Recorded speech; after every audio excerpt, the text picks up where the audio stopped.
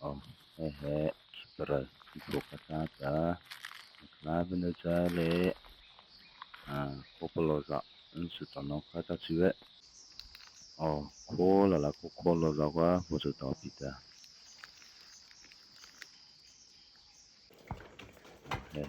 Jinka Chuleta Ti Avazahina Akeleta Trukuza Tata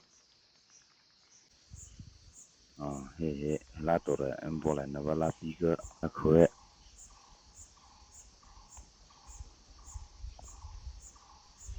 Lapitota Lapa Sahe Nabola Nava Lapi Tata Womastela Nampalula Altitema